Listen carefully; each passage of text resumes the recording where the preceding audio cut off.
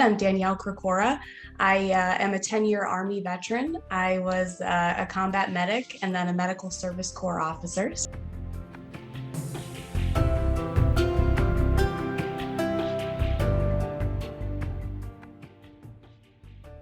When my older kids were very young, I resigned my commission because I was traveling all the time, deploying all the time, and I needed something more stable. So I joined the VA and I started serving veterans in another capacity.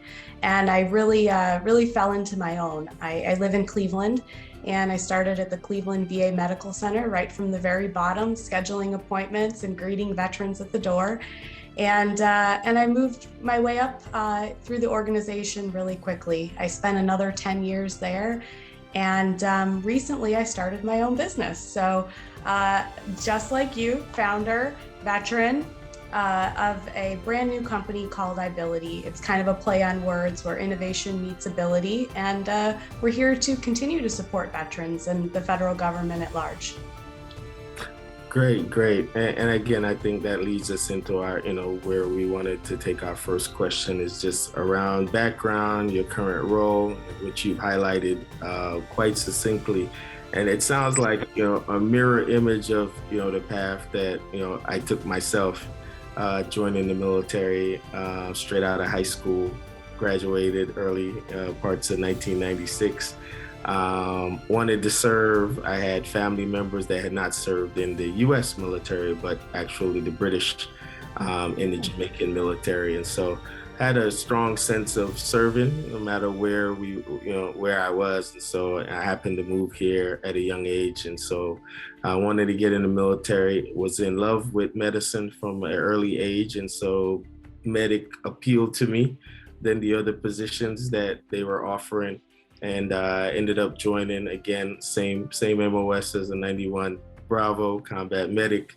That took me to Fort Lost in the Woods, Missouri. Fort Leonard Wood. And then to San Antonio for my baby Bravo training. Yeah. And then, did some time there at Bragg, and then ended up, going overseas. But I think you just touched on a point where, after taking a uniform off due to injuries, I was med boarded here in the Washington, D.C. area. And then that sense of service and where I was going to move to next kind of started popping up. And of course, naturally, we gravitate to, serving others as usual. And so I went to Howard University, graduated there, and jumped right back in. Started working at the VA, same thing like you did. I started off as a nurse assistant. Okay. It needed some muscles to fit those heavy patients at the DC VA while I attended Howard University for those 3 years that I was there. And then I had the opportunity when I graduated, the next parallel path was to either go back into emergency medicine as a physician or go in as a researcher at the FDA. And so, going through a divorce at the time made better sense to be employed. And so joined the FDA early parts of 2006, where I covered medical device and drug products. Worked that channel for about 6-7 years, did some good work. CEDAR, which is the Center for Drugs, then wanted me to come over there and do the same thing in the regulatory aspect of the drug products. So left medical devices, went over to drugs, worked there for a couple of years. And then the VA was looking to help look at PTSD biomarkers in early 2013 with the huge suicide prevention movement around trying to figure out ways how to treat vets and find different treatment mechanism. And so I jumped on that call too and went up to New York and oversaw a lot of the PTSD research that was being done. And so, about 3 years into that project, we were able to get a patent approved for PTSD biomarkers to look at. That's amazing. Yeah, for predisposition. And I made another crazy jump as a medic. It was, now I need to go learn how to commercialize. That is a crazy jump. That is not an easy thing to do. But as medics, we had to figure it out, right? That's right. We triage the situation and we always figure a way out. And so I had no idea of business acumen. I just knew I was driven by passion, that I needed to do something, and this was the area that I knew well, which was, I had that medical and the biochemistry background to at least attempt to commercialize a product. And it was humbling to see that the Mount Sinai Medical School was able to see the value and the vision and trusting me with that patent that we are now trying to get some activity around to help with the suicide. So yeah, that's amazing. Yeah, so I think in parallel path, I wasn't expecting anything more spectacular from another medic. So it's good to see that we had that same idea and vision around supporting after we got out of our military roles, but still staying to the fight. Yeah, absolutely. I think that's it takes a special person to be a medic, really. I mean, once you're a medic, it's always kind of in your heart, I think. You have a drive to care for people and want to fix things, want to fix problems. I think that's the biggest thing that I took away from my time in the military was being adaptive, being agile, and being able to see the big picture and fix the problem in front of you amidst all the chaos. That I'm telling you, I was deployed 05-06 with the 3rd ACR, and at the time we were at Fort Carson, Colorado. So let me take it a step back, because you gave the long military introduction. I'm going to just share a little bit about mine. I came from a family where nobody served. I was the first person in my family to serve, and I graduated also early from high school, and I wanted to be a doctor. And I thought I've always been competitive.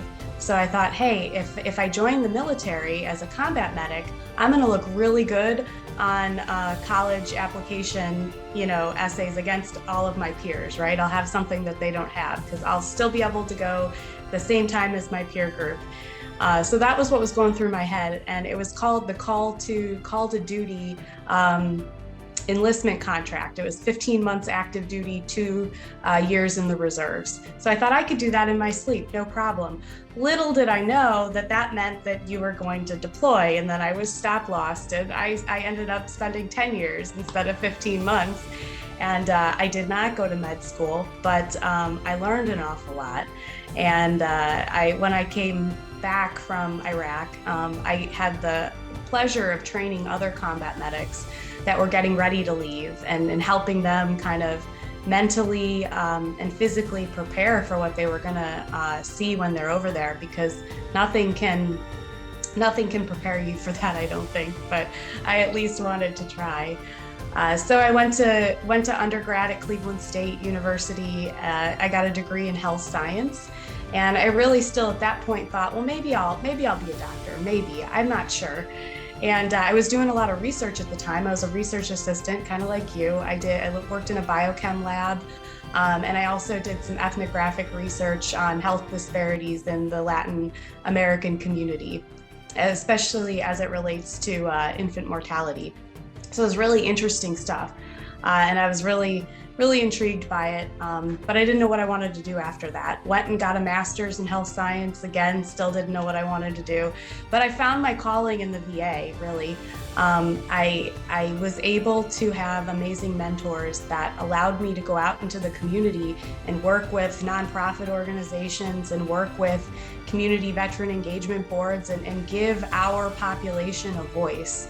And there's just so much work that needs to be done, and I got to see that in a really impactful way. And although I had this really fun and amazing professional career, I think what I'm more proud of is the work I do in the community.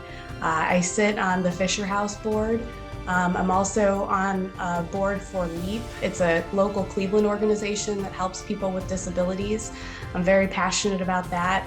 I'm on the Ohio Women Veterans Advisory Board, and also there's a new nonprofit that's standing up in my county for veterans that they help with food insecurity and stuff like that. So it's just, it's part of who I am. And I learned that from being in the military and being a medic, and it's really an enjoyable life. And that's why what you guys are doing is just, it's amazing. It truly is. And it appeals to my heart is what it does. Yeah, I think medics, we lead with the passion and heart. That's right. So That's right. There's pros and cons to that. Which leads me to my next question is, how have you been able to apply what you learned in the military? I think you touched on it in now your professional and, personal pursuits. Yeah, absolutely. I'd say, just to reiterate, adapting and overcoming, looking at what's in front of you, focusing on the problem and fixing it amidst the chaos. I think that's probably the single most important thing that I've done that's made me so successful professionally, is being able to focus on what's in front of me and knocking it out, getting it done, doing it well, and moving on to the next thing. I think that's important. Plus, like we both just said, leading with heart. Having a passion and caring about people, genuinely caring about people, about humanity, and being empathetic to the situations around you. I think that, and leave the world a better place. So all of those things I learned in the military. How about you? Yeah, well, again, I think we have that as similar. We went in young, right? So the military had a good shot and opportunity to steer us in the values and belief. And I think I echo the same thing you do. Selfless service, leadership, loyalty, duty, respect, selfless service, honor, integrity, and personal courage. How could you ever forget that? All right. So that was ingrained in us from day one. And so, it's, but I think what you just mentioned, there had to be some level of heart and passion for you to choose that profession, because it's not for the faint of heart, right? That's right. Yep. It's rewarding, but also, comes a lot of other grief with, losing members and losing individuals. And I think for me, as you said, the ability to persevere, to knock things out, and triage, is what the word we used to use. I still do that to my day-to-day now. They call it strategy now, but but it's really triage and making That's sure right.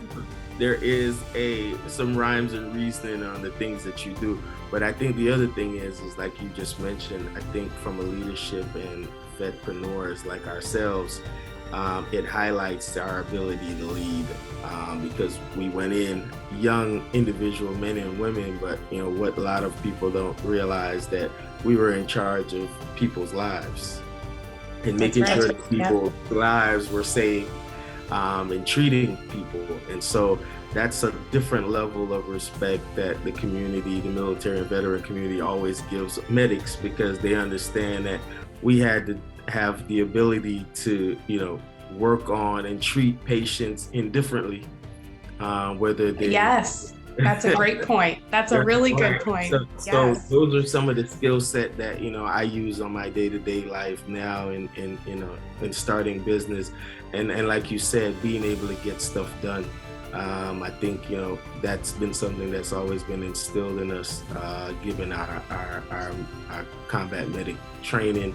And so, I'm always thankful for the route that I took, because it's definitely made me the man I am at getting in that young age, and then being responsible for people's lives at 17, 18. That does something to an individual. Sure does. Yep. So again, I think you've touched on a couple of things. You're in a state that has, some high visibility around food insecurity and health disparities, as well as myself here. I'm in Washington, D.C.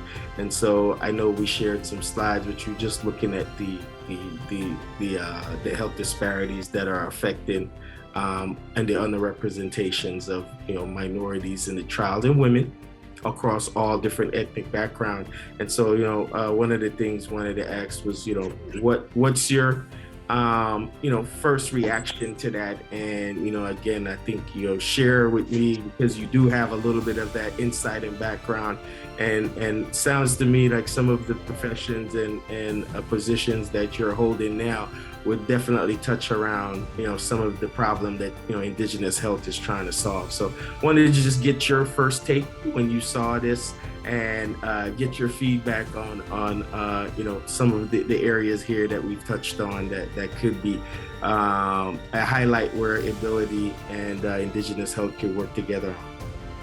Yeah, absolutely. I did look at these earlier, and it's appalling. It's appalling. It's scary, actually. I was trying to think of a really concise way to explain my reaction, but I'm just horrified, to be honest with you. When I first learned about your company and learned what you were trying to do, it made sense. But seeing the statistics really lands at home. The need to improve upon diversity in clinical trials. I think back to the veteran population in Cleveland when I look at this, and the majority, we're an urban medical center, right? Although we have outpatient clinics in 24 counties, 13 of them actually, the main campus in Cleveland is urban, and the majority of the folks that we care for are of African ancestry. And they have all of the next slide, you'll see all of the problems and, the different genetic conditions and things that, yep, there you go. All of those things and more.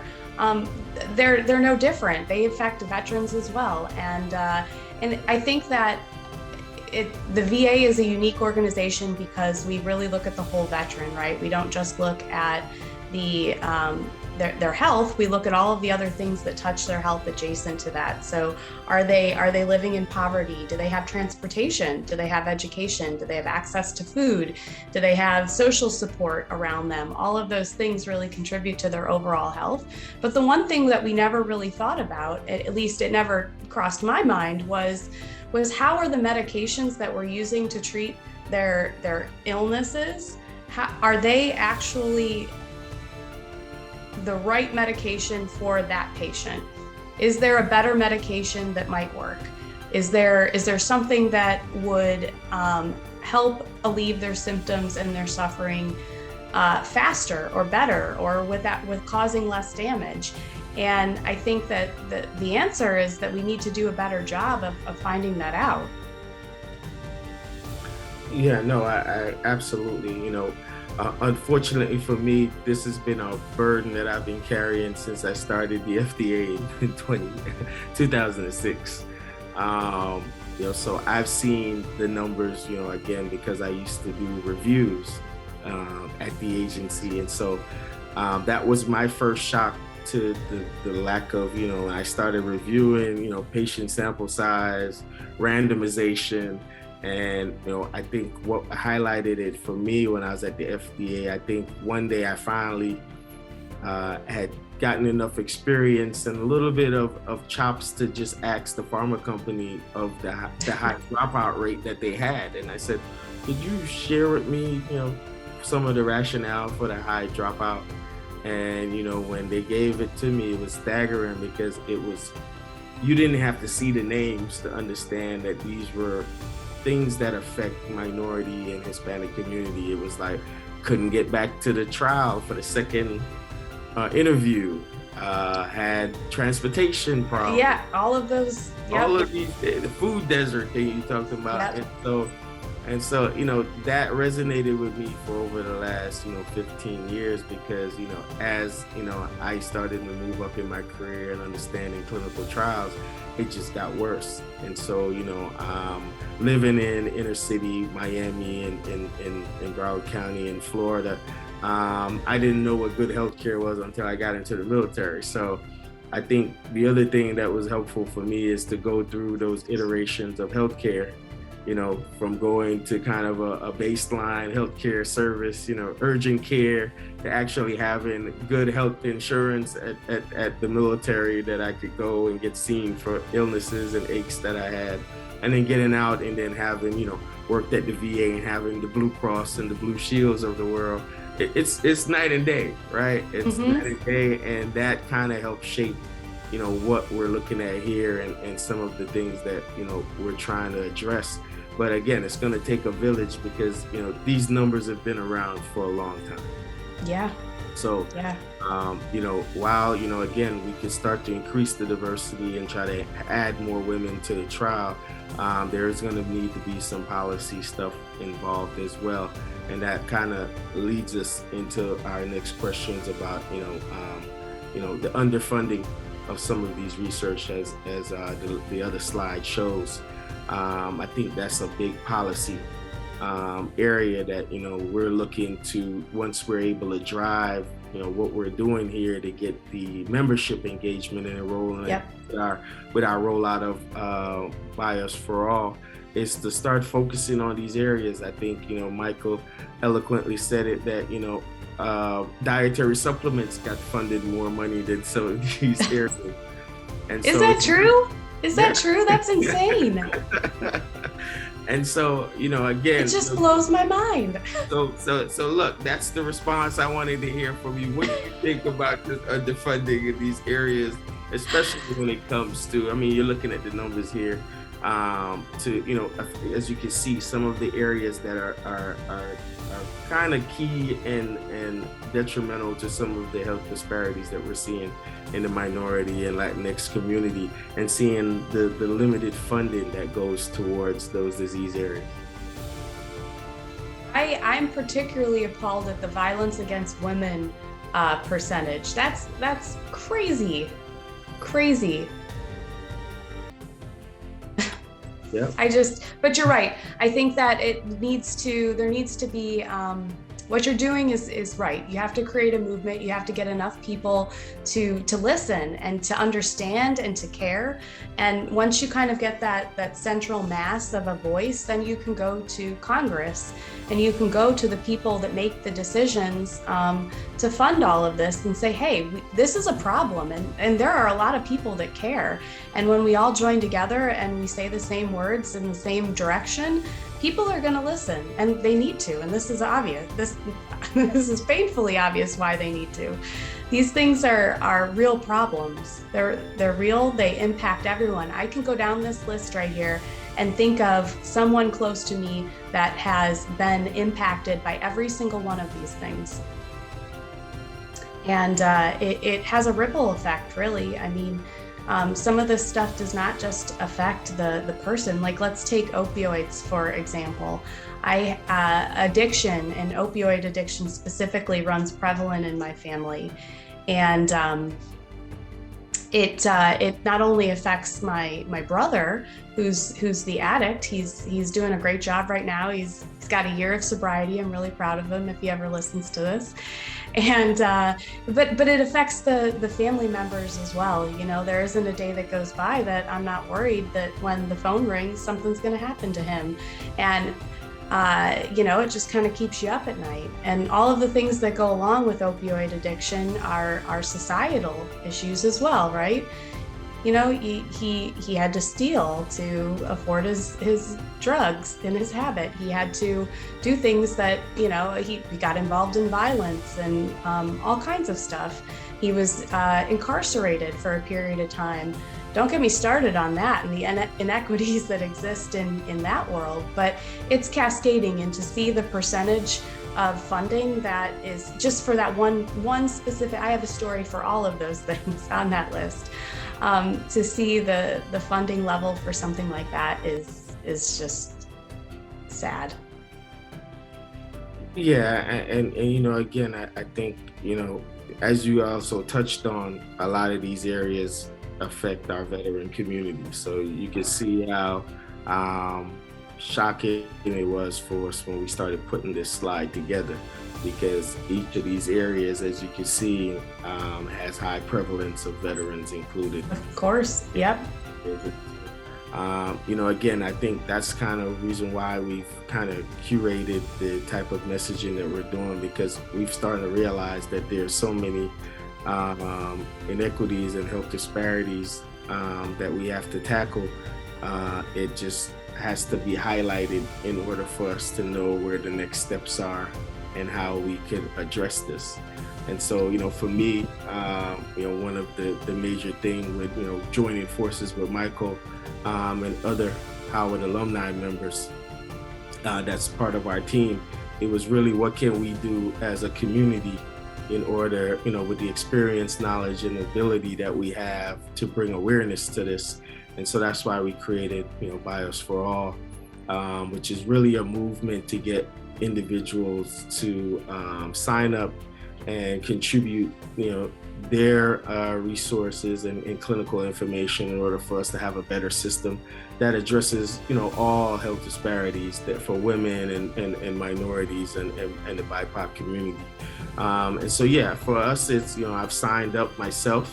Don't know if you got a chance to go on the site yet and signed up, but I did, yes. You did. So if you wanted to share a little bit, I'll share why I signed up, and maybe that'll give you a little bit of time to think through why you're so passionate around it. And this is a story that I've shared, with the world that I held in for a long time. In 2014, a routine clinical eye visit for my twin daughters noticed that there were some, issues with, their retina.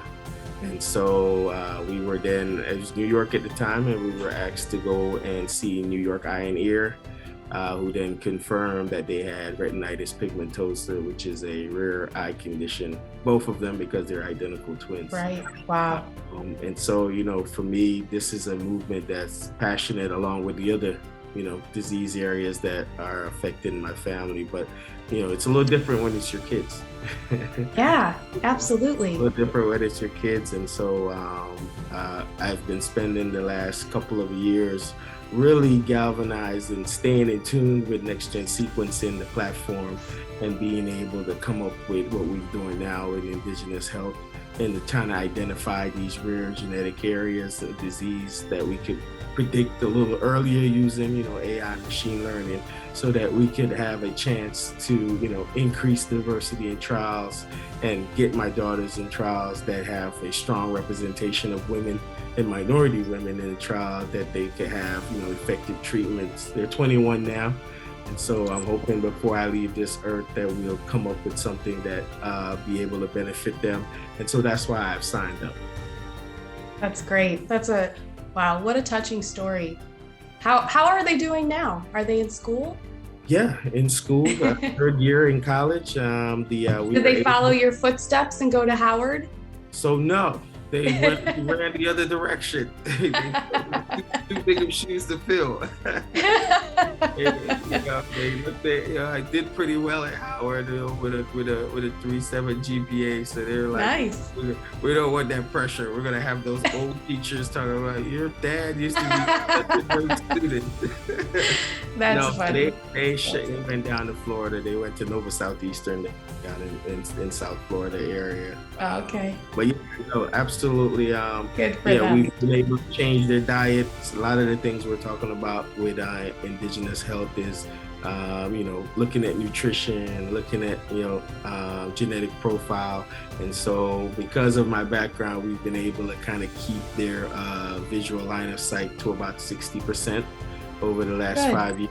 So it hasn't deteriorated as fast as it could if we were just walking around not knowing that they were diagnosed. So have made some, dietary switch and make sure that they're taking, and eating the right foods in order to slow it down, because the only alternative at the time was vitamin A, which then damages their reproductive organs. Oh, geez. So I was left with very little option. Right. I chose the route of trying to make sure that they ate right, and some of the, herbal alternative medicine that we could use in order to kind of slow the degeneration down.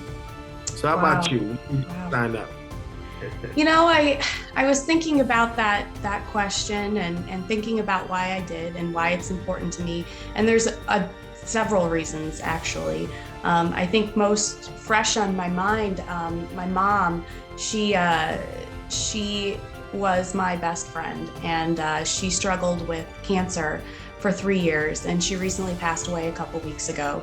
And we were very fortunate I would say to have her with us as long as we did, because she had access to incredible clinical trials that did very specific genetic testing on the type of cancer that she had, and they had targeted therapy that she was able to take advantage of, and her quality of life was, for the most part, pretty good for 3 years until it wasn't. But and she had access to 2 different clinical trials, actually. It really made a big difference. Unfortunately, had we found out earlier that she had cancer, it would have been, treatable instead of just trying to prevent slow the progression. So the more opportunities we have to learn about diseases like that, the better. I mean, I said it, I kind of touched on it with my brother and opioids, but cancer is no different. It impacts the person, but also the family as well. I have several small kids that were very close to her, and the ripple effects of going through something like that is just, it's profound, and it leaves a mark on you and your life forever. But also, so there's 3 reasons. That was the first. The second is my beautiful niece, Gabriella, is actually of African ancestry, and she's healthy, thankfully. She's wonderful. She bounces all over, bounces off the walls, but talks a mile a minute. But, I think that but it's a personal reason for me.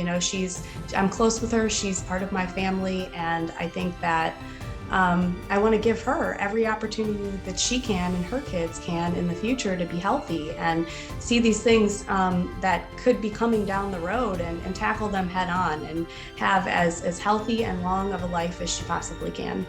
And then the third is being a veteran. I think that there are a lot of unique things that attract people that join the military to the military, right? When I read some really interesting research about PTSD not too long ago, and they said that there is some sort of, and I am not a scientist, so I don't have the science words, but there's something that is inherent to some people that makes them predisposed to PTSD and how they suffer from it. Thankfully, I don't have that as one of my my conditions, but I know a lot of people that have spent a lot of dark years suffering from PTSD, and it's done so many horrible things to them, to their families, to their life after their service.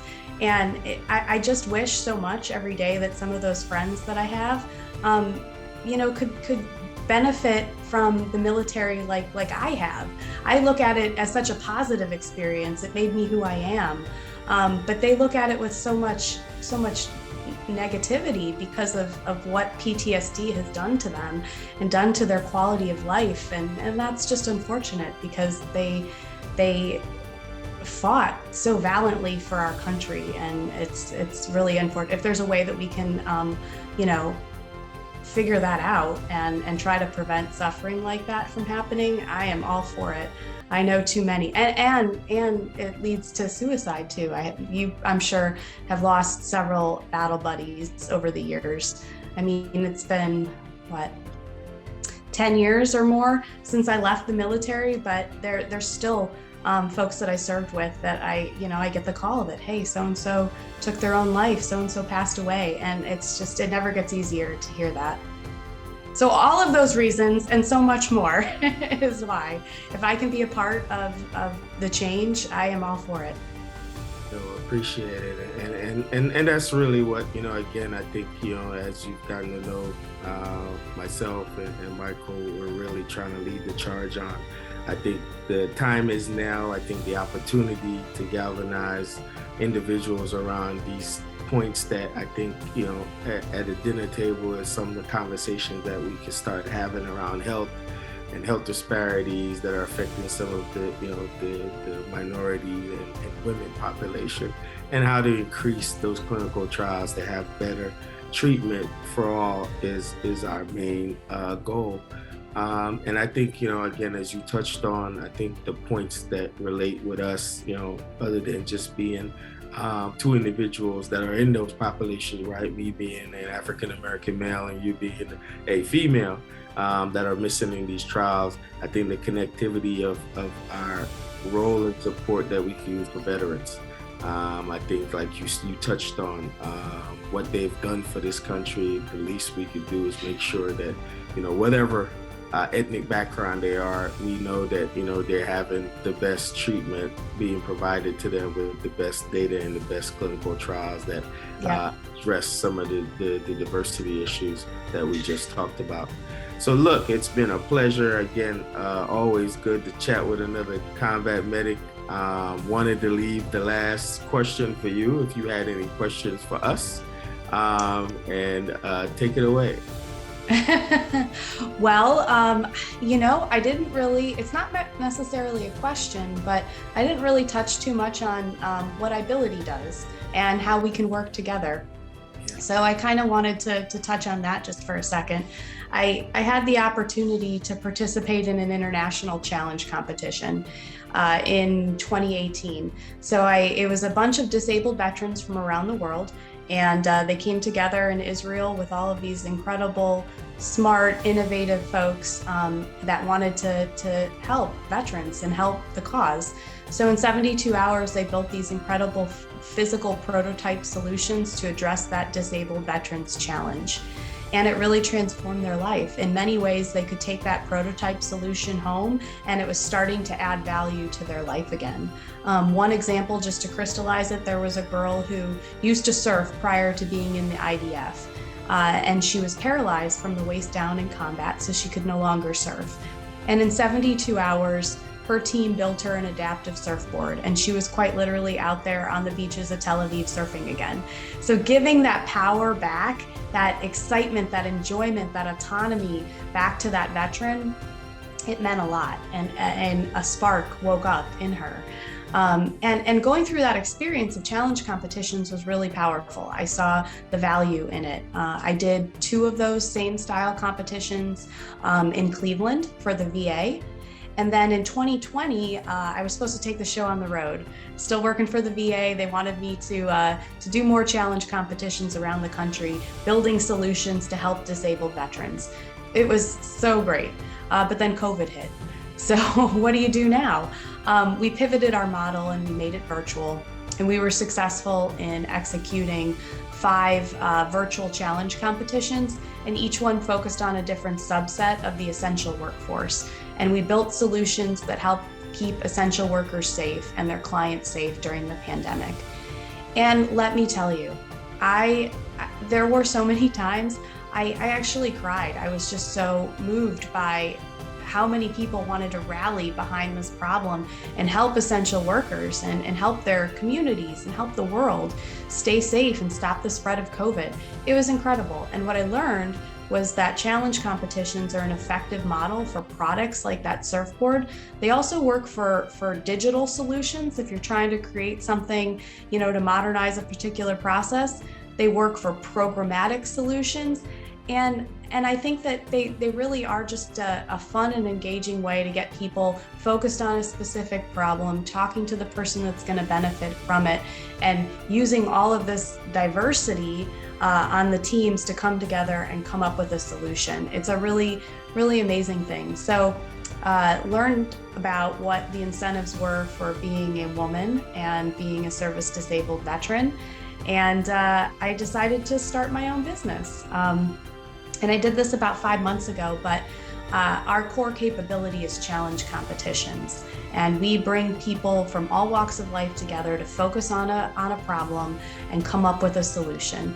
Not just a theoretical solution on a PowerPoint in a 3-minute pitch deck, an actual physical prototype solution. And if it's digital, it's a dynamic wireframe where they can visualize their process in it. But the point is that you're actually working together, creating something in a really fun and engaging way. And I think that challenge competitions would be amazing for the problem that you guys are trying to solve. I think bringing people together, creating awareness and energy around the problem, and coming up with creative solutions to address it could really go a long way, igniting the flame for this movement. Well said, and I think over the last couple of months, it's been a treat to at least get to know what Ibility is working on.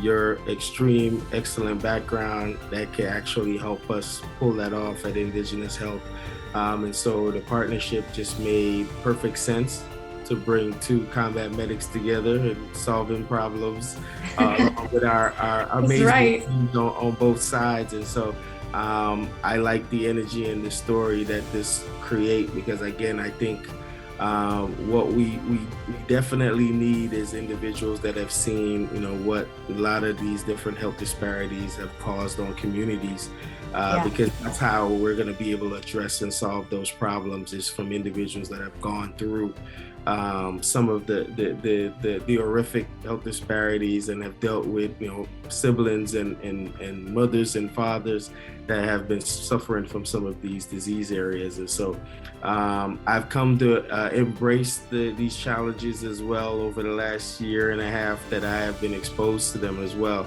and see a lot of value in how we can create unique solutions.